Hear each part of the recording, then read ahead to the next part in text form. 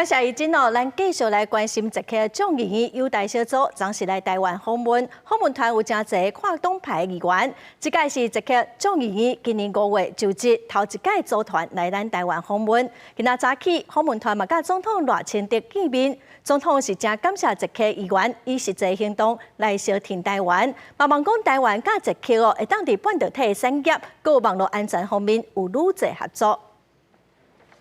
一个握手致意，总统赖清德规面笑容欢迎捷克众议院友台小组访问团拜访台湾。对着今年是捷克推翻共产政权的思想革命35周年，赖总统是感谢下党派的重量级议员，无惊强权压力，以实际行动来表达坚定挺台的决心。民主自由是台湾和捷克共享的价值，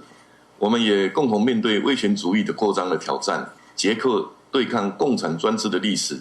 追求民主自由的历程，深深激励着我们。对今年3月，副总统萧美琴以当选人的身份访问捷克，顶个月前总统蔡英文嘛参加捷克公园2000论坛，呼吁民主阵营团结合作，表现出台捷的关系是真正真好。担任捷克众议院友台小组主席20多档的班达，已经是第12摆造访台湾，强调讲两国拢是民主世界的一部分。Ale také bezpečnosti dopravních tras v celé jihovýchodní Asii.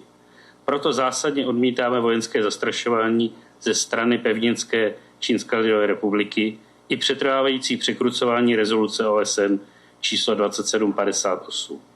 Věřím, že jednoznačný výsledek amerických voleb umožní Spojeným státům být ve vztahu k Čínské lidové republice přímočařejší. 总统赖清德讲，6月捷克台北中心成立，最近台湾捷克棒球交流赛是成超过3.5万的球迷入场，各有访问团坐来台湾的台北布拉格的航班机，拢是两国合作的成果。未来在半导体产业和网络安全、文化方面，各有正大的合作空间。记者综合报道。